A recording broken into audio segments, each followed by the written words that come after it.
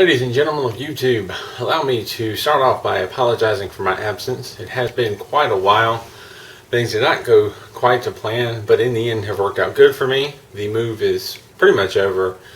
We're getting things set up. I'm still working on my game room behind me. I've got a few shelves up. I don't have any of the games up. I still have milk crates everywhere. I've got a few systems set in place, but nothing wired up. It's coming along slowly. But what I had intended on doing and what I hadn't been able to do was to continue on with the Metal Earth kits. And so I have one here today. I have Optimus Prime. Now this I got quite some time back with the intention of completing one, maybe two before the move and then picking up afterwards. That did not happen. I got the kits. Got another house faster than I expected. I figured it would be a couple of months search. Got really lucky. We found a place. I fell and broke a foot, or 3 bones in a foot, in my foot. Just crazy. But, you know, that's life. Life does not go as planned. So here I am today. Finally going to put one of these together. So let's open it up and get started, shall we? Let's open this up. See what we have. I expect our usual. We have 2 sheets of metal, rather small pieces, and we have, my, 2 sheets of paper. Is this going to be complicated or what? Alright, so it looks like they've got it broken down into several pages of instructions. We have one sheet has page 1, 2,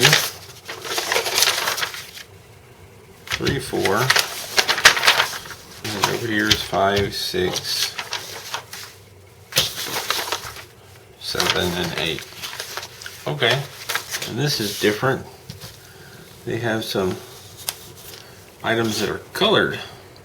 We have our usual insert tabs and bend 90 degrees, insert tabs and twist 90 degrees. So that's the same as usual. You know, those pliers are helpful for assembly. A little bit about the fold areas. But I find this interesting. It's interesting to see the evolution of these directions and instructions as they go along. I'm not sure if this is just far more complicated or just better detailed directions, but I find it interesting that we have color coding here.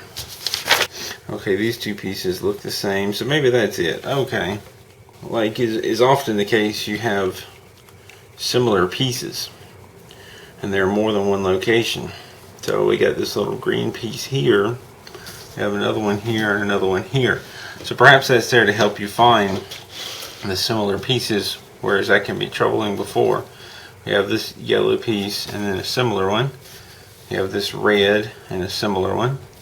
I also like that as I get into the second set of directions, I can set this to the side and still have access to the map of parts. Assembly flowchart seems a bit clearer than it was before. And I just opened it. This is the initial impression. But let me get started. Things that I use for this kit. Number 1, tweezers. They are the most used item. You can potentially put the entire kit together with just tweezers, but I recommend getting a few other things. Another tool that I used a lot of is the Fascinations 3-piece set. The needle nose pliers, flat nose pliers, and the cutters. The cutters are very useful for getting the parts off the tree. The flat nose pliers and the needle nose pliers are good for shaping. The needle nose are good for getting into and twisting some tabs. It'll also be handy if you have some different dowel rods or other items to help you form the tube and circular parts. And I also found it handy to have a little bit of a dental pick for reaching into small areas and pulling out tabs, and also for shaping some of the smaller corners. It'd also be handy to have some kind of knife, not necessarily an X-Acto, A small pocket knife will do. It's not really used for cutting.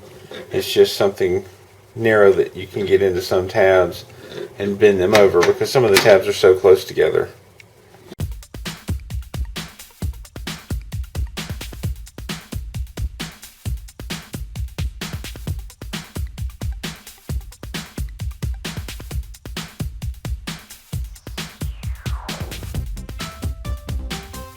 Use dowel rods or other round objects to help shape the wheels.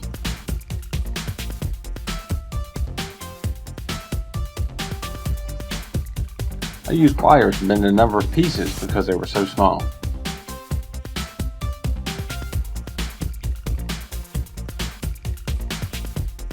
The flat nose pliers from Fascinations come in handy.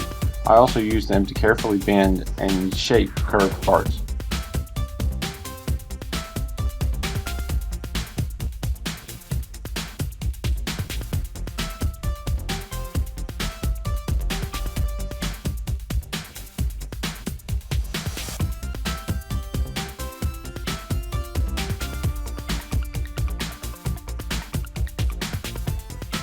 I try to follow the directions when it tells me where to twist or bend, but I do not always do so. Generally, the tabs that are more visible are bent over and the tabs that are not visible are twisted. In many cases, the twisted tabs are more secure, so I may favor them. In other situations, there is just not enough room to twist, so I'll opt to bend over the tabs instead.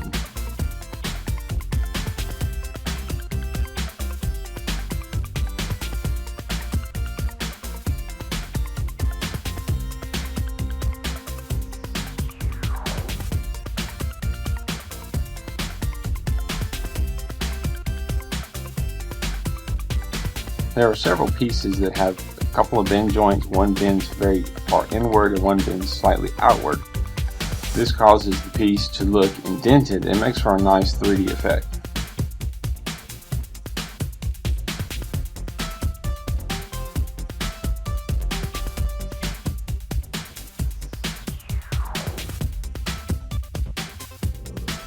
The other leg comes together much the same as the first.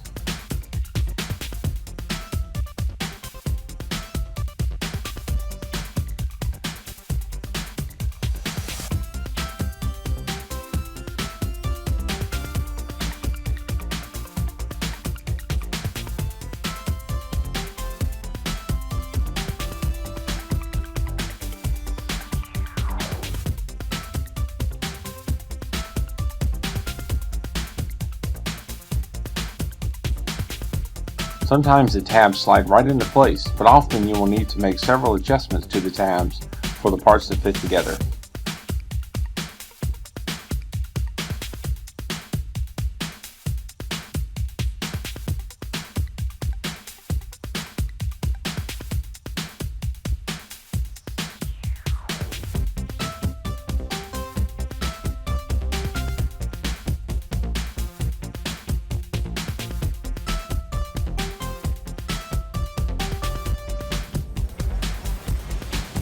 The 4 tabs that hold the legs on are difficult to get to.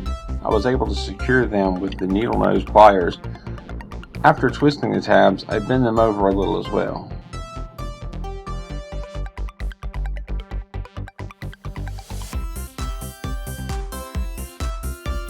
I started to use the flat nose pliers to bend over the side pieces on the stand, but then I remembered that I can just press the sides against a flat table and bend it into place.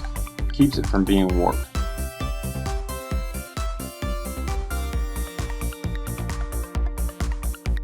Sometimes the tabs do not want to come all the way through. I found it useful to push towards the tabs and twist to make sure they get a better lock.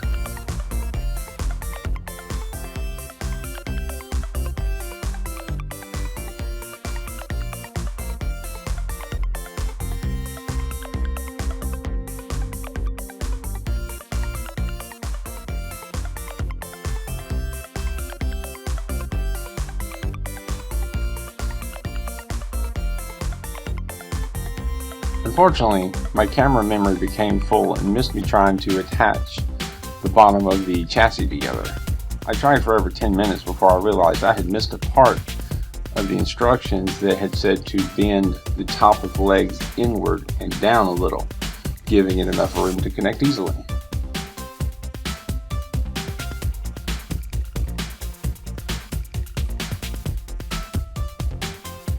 There are a lot of multiple bends. Instead of just right angles, you have to bend several smaller angles.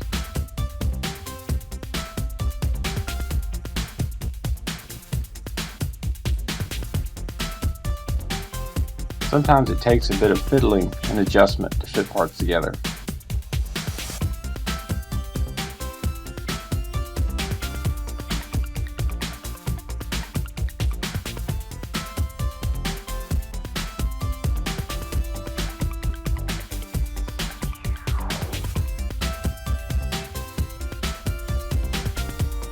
I used a dowel rod and flat nose pliers to shape the curve of the bottom exhaust stack, and a large craft needle for the smaller upper part of the exhaust stack.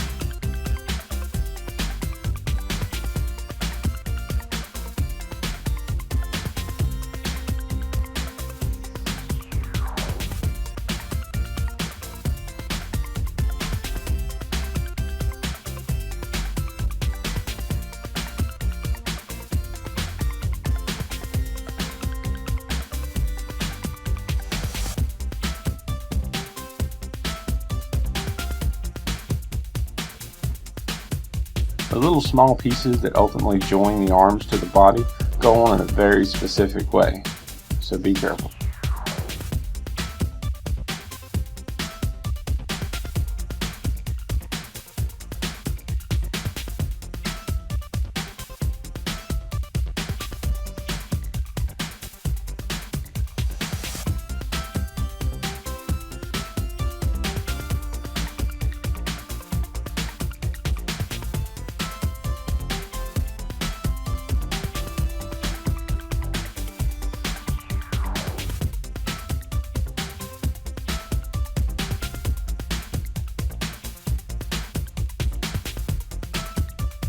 Now please keep in mind, this video is edited way down.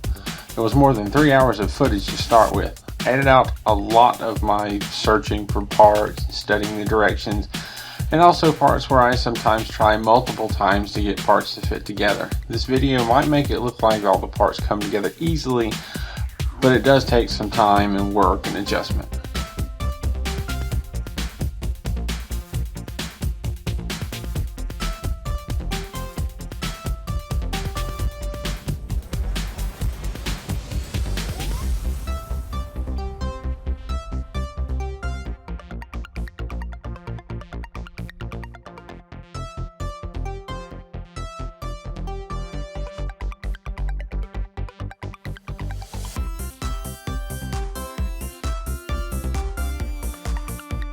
The other arm goes together much the same as the first.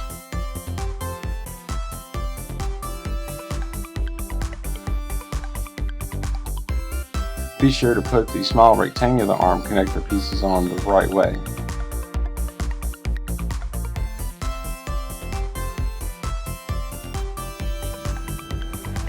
The right arm does have the addition of a weapon.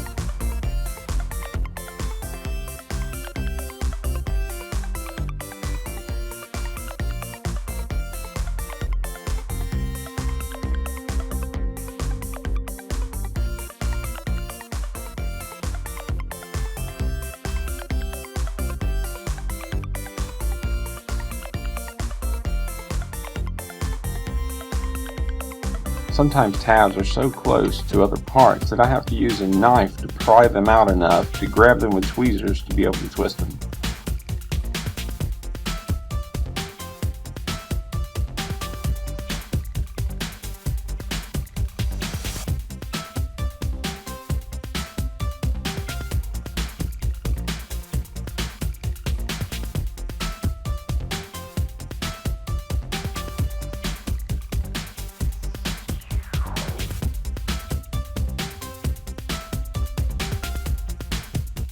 This small piece attaches after shaping the cannon. There was not enough room to twist the tabs, so I carefully went in and bent them over. I often had to position the edge of the tweezers just right to have enough room to twist the tabs.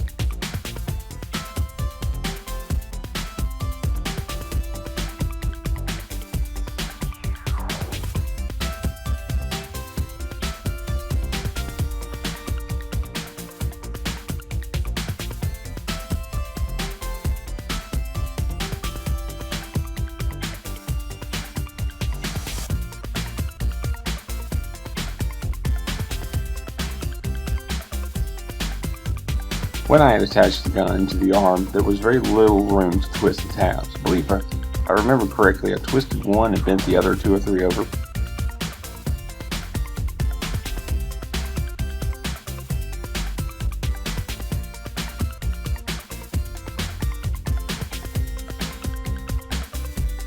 The arm slipped into place a lot easier than I expected, and the tabs were not overly difficult to get to.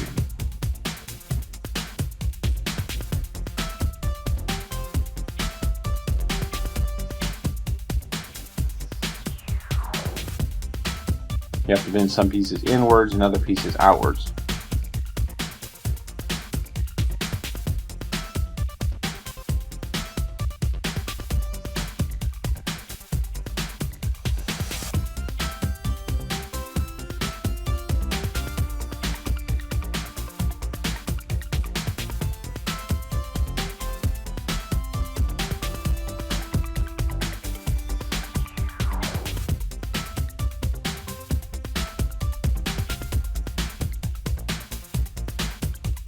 There are 2 tiny little pieces that go on the sides here. I was able to twist one tab, but I only bent the other.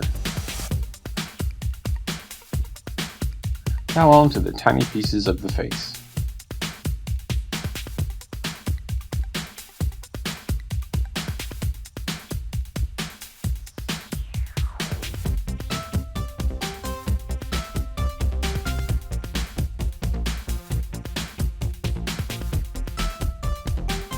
The head, in my mind, is without a doubt the toughest part of this kit. Aside from there being several complex bends, I found myself having to bend open and close the same parts too many times as I was trying to shape it.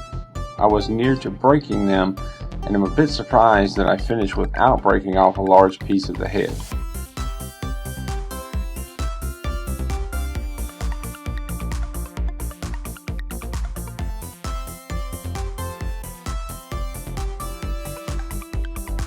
I should have waited until I attached the side pieces before closing the head up.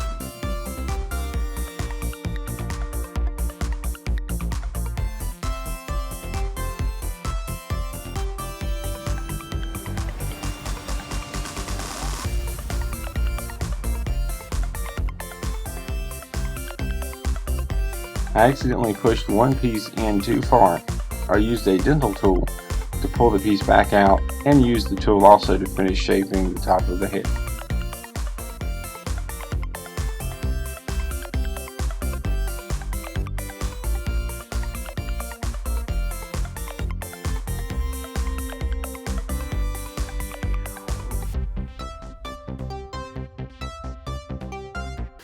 And here we have the completed Optimus Prime. It turned out really nicely. It wasn't too big of a challenge, with the exception of the face and head. It took me several days to do this, which wasn't necessarily planned. I am in a position now where I can leave this kit on a table in the basement where no one will mess with it, which is an advantage over before. I was using the dining room table. I didn't have a separate place, so I had a limited amount of time. Now I can take my time. Plus, school just started back. There's other things going on. Schedules are shifting. Things to take care of. Worked out beneficial though, because I was able to stay very patient as I put this kit together. I think in the end that made it come out better, made it a better quality build. I took my time. I made the connections better, plus the experience that I've gotten from doing several of these kits. It's wonderful. I'm sorry that it took so long. I'm glad to finally be done. I can't wait to get the next one. The only real problem I had with this was the face and head. Lots of tiny little parts. Gives it great detail, but it's very tricky to get it together. And it really, the way it folds, it takes several attempts to bend things and curve things to make them work. And the problem with that is if you bend them and bend them back to adjust, you're eventually going to break the part. So I think I came really close to breaking off one side of Optimus Prime's face, but thankfully not. And as it turns out, the directions are a lot better. They're far improved. The flow, the workflow or construction flow, is far clearer. At least it was for this model. There was no confusion about what do I do next. It was straightforward, straight through. The directions were improved as far as folding pieces. They were clear, so that's really nice. I look forward to seeing through the next couple of kits if that continues. You know, I've got several more Transformers kits to work on, and this is the first, so I kind of expect that that'll continue through the Transformers. There's some Star Wars kits coming out. I very much want to get those, and I expect it will continue with those, but we'll see. And I double checked and triple checked to make sure that I was putting all the parts together and the instructions were clear on that, so it was easier to know that I was putting the parts together correctly. There was one time where it looked like in the picture they had a tab where a tab wasn't, so that was a little confusing, but it panned out. And I also compared to the picture on the front sometimes to make sure that I'm doing it right. One thing I think I did get upside down, and I don't know if you can see it. I don't know if my camera's going to focus, but his little face plate thing is, I think, on the wrong way, but really you hardly notice that. It's so tiny. But all in all, this was a fun build. Turned out wonderfully nicely. Everything came together good. I didn't break any parts. I didn't lose any parts. Very happy. If you have any questions or comments, please leave them down below. Thank you for watching, and keep on keeping on.